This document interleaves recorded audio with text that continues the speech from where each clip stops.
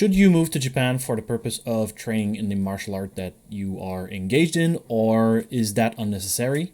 And if you and how do you make the decision about moving to Japan? Hello, everyone. Mark here, and today we're going to be doing the seventh entry in the Training in Japan series. We're going to be talking about basically how to make the decision about moving to Japan. The remaining of the series is going to be predominantly for any individual who might actually have an interest in moving to Japan and about the various challenges that you might run into and how to get around those challenges. So it might be a bit less interesting to some of the viewers out there. However, if you're, for instance, a study group lead or a branch lead, this is the kind of information that's perhaps good to know exist in the case that you might end up having a student that basically just get the calling and decide to that they might actually want to move to Japan and train there. I mentioned this because this is something that I've seen happen. I've had people reach out to me personally. It's actually one of the primary motivator for the series as a whole. But I also know that some people who won't themselves move to Japan in any foreseeable future, but actually run study group or run dojos. I know that some of them actually have asked me questions on behalf of some of their students. So I think it's an important subject to cover. So with that out of the way, let's first talk about the big decision. Presumably, you've already been on a few trips to Japan. You have started to train in a Japanese dojo. You've engaged a little bit in Japanese society, maybe more as a traveler than a active member of society, obviously. But you're starting to get some sense of what life in Japan might be. And you're starting to wonder, should I move to Japan to get a little bit more training time? Now, first of all, before I go any further, you don't have to move to Japan for the rest of your life. Especially if you're young enough, you might actually decide to move to Japan for 1 year, 2 years, 3 years, 5 years. You might leave that open-ended, as I did, and that's perfectly fine, right? You don't need to necessarily commit to a decision to move to Japan for the rest of your life. Besides, life is what happens to you when you're making other plans, right? As said John Lennon, and if you're young, you probably cannot see that far in the future anyway. So don't worry too much about it. I'd say, when thinking about that decision of moving to Japan, just make that decision based, first and foremost, on the same basis as to how you would make a decision to move to any other country, right? Which means for a moment, you want to put the Budo practice aside. You want to put the Daito-ryu practice aside. And you want to consider, are you going to be comfortable? Are you going to be able to find a way to be comfortable living in a foreign culture? And are you going to be able to basically make meets end? So are you going to be able to find a suitable job? Are you going to be able to find accommodations? Are you going to be able to do all of these things in a language that's not your own? Those are the questions that you basically need to answer first and foremost. It's why if you look at the series up until now, you see that I've spent some time discussing whether you have cultural kinship with the Japanese culture, whether you have language skills that are going to be necessary if you actually expect to live in Japan. With an asterisk, I need to put an asterisk on this. The language skills, you can survive without Japanese, but that's pretty much all you're going to be doing. So even, again, putting, Budo and martial arts aside, if you don't speak Japanese, your life is going to be greatly limited. And in my experience, it's very hard to find fulfillment in one's life if you don't have access to the language, because the number of people you're going to be able to interact with is going to be limited. The nature of your interactions is with other people is also going to be limited. And all of that will affect, whatever it is that you're coming to Japan for in the first place. In this particular case, let's say training. So that's why it's also very important to do those few trips initially, right? Now, don't do one trip and then fall in love and then jump feet first to come to Japan and try to sell for some lengthier amount of time.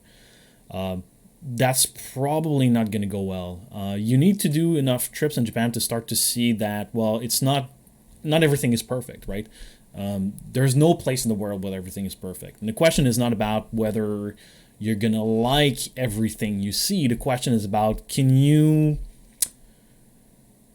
are the things that you don't like going to grind at you and basically at some point, grow in frustration and just kind of really make your life, unpleasant or even unbearable, essentially. Now, you might think that these concerns are, that they may be blown out of proportion a bit, right? They're not. I've seen people who have been in Japan for 3 years, 5 years, 7 years, 10 years, even 20 years in some cases, who just basically at some point kind of gave up, right?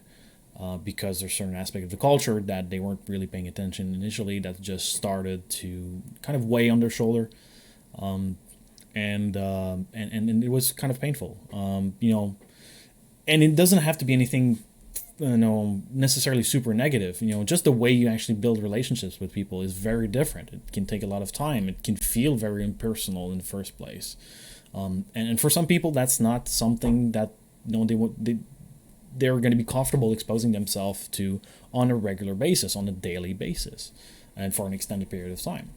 So you need to go through that, right? And you need to look at the general culture and the living environment pragmatically and basically, honestly, in regards to your own personality and your perception of the culture. Now, when it comes down to Daito-ryu and martial arts, you have to realize that visiting a dojo and being part of the dojo are two different things.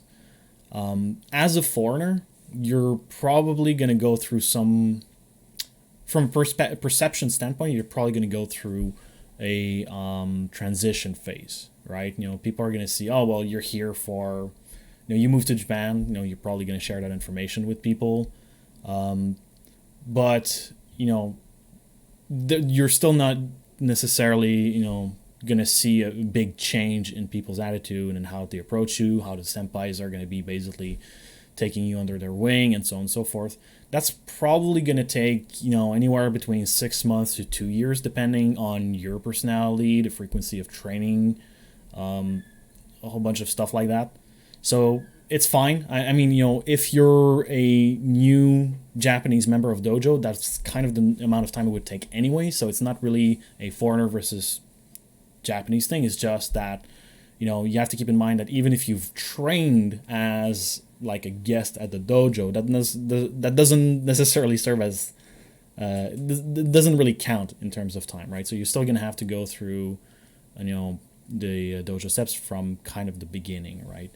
And that's true even if you're somebody who comes to Japan and moves to Japan and you're already like a dan rank holder, for instance, right? And that's not necessarily because your skills don't matter or that your level of progression doesn't matter more specifically.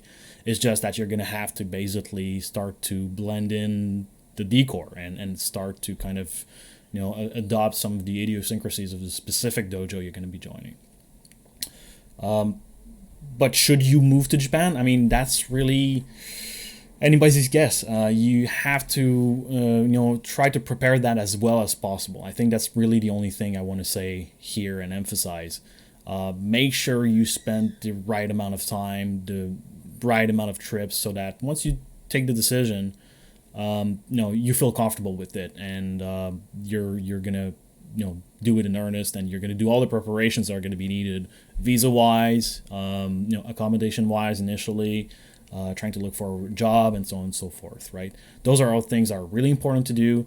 You're going to have to learn to do them, in a way that's going to work in Japan, which likely, because the work culture is a little bit different, and we're going to get into that in the future entries to the series.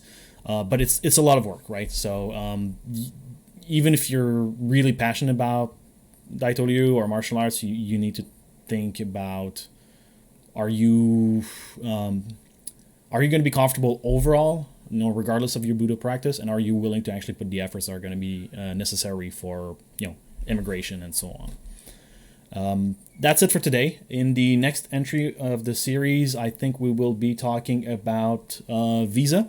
That's going to be something that is pretty extensive, and until then, if you have any questions or comments, please feel free to put them down in the comments. Thank you for your time, and until next time.